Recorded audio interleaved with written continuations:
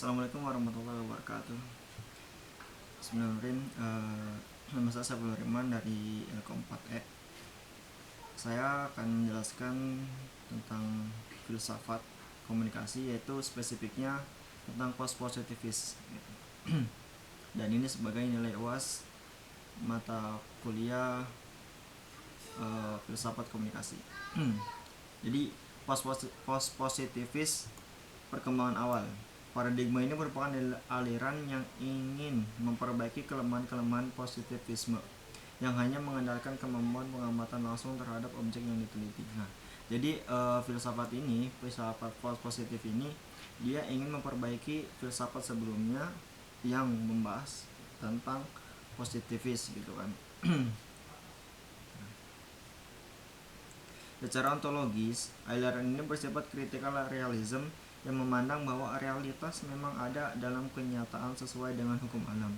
Tetapi satu hal yang mustahil bila suatu realitas dapat dilihat secara benar oleh manusia, oleh peneliti. Oleh karena itu, secara metodologis, pendekatan eksperimental melalui observasi tidaklah cukup, tetapi harus menggunakan metode triangulation, yaitu penggunaan bermacam-macam metode, sumber data, penelitian, dan teori.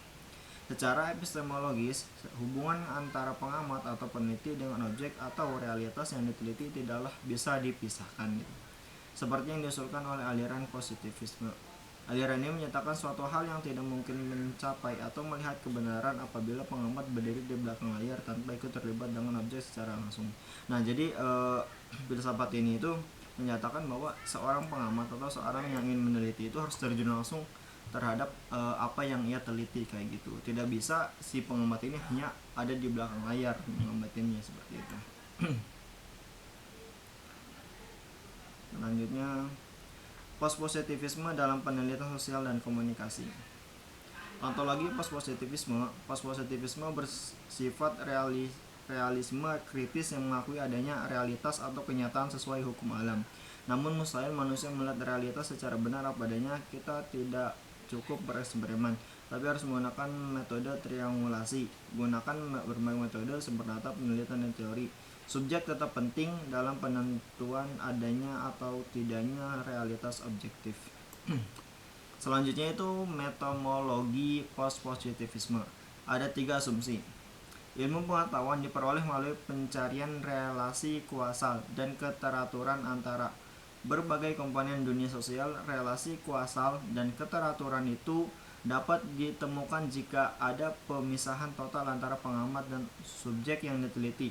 Pemisahan ini dapat terjamin melalui penggunaan metode ilmiah. Seperti itu. Epistemologi post-positivisme. Relasi antara pengamat dengan realitas yang diteliti tidak dapat dipisahkan. Subjek tak mungkin dapat mencapai kebenaran jika pengamat berdiri di belakang layar tanpa ikut terlibat dalam objek secara langsung. Oleh karena itu, hubungan antar pengamat dengan objek harus bersifat interaktif. Namun pengamat harus netral dan subjektif dikurangi seminimal mungkin. Selanjutnya itu struktur dan fungsi teori dalam post-positivisme. Struktur teori. Yang pertama itu teori merupakan abstraksi dari kenyataan atau realitas. Yang kedua itu teori harus logis dan berhubungan dengan realita. Yang ketiga itu teori terdiri dari satuan-satuan pembentuknya. Yang keempat, teori harus memspesifikasi hukum-hukum interaksi antara unit-unit yang dimiliki dan batasan konsep penerapan teori itu. Teori harus diubah menjadi definisi operasional. Jadi, teori yang digunakan dalam penelitian adalah teori yang telah dikonstruksi sedemikian rupa, bukan diterima begitu saja. Fungsi teori umumnya teori berfungsi menentukan keteraturan atas pengalaman yang teratur. Fungsi khusus teori: explanation, penjelasan; prediction, prediksi; control, dan kontrol. Kriteria evaluasi dan perbandingan teori. Teori harus akurat. Teori harus konsisten. 1. 2. Teori harus memiliki ruang lingkup yang luas. Yang ketiga, teori harus bersifat sederhana. Yang keempat, teori harus menghasilkan. Be fruitful.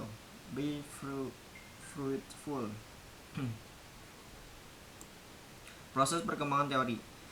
Proses perkembangan teori itu pertama itu ada selasi konsep abstrak yang mewakili fenomena. Kedua, pendefinisian secara konseptual dan operasional.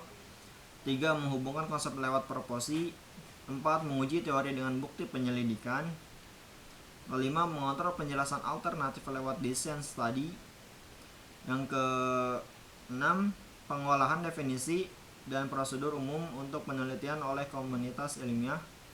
Yang ketujuh, penggunaan bukti-bukti yang tidak bersifat bias dalam membuat klaim kebenaran. Nah, jadi itu adalah filsafat positivisme.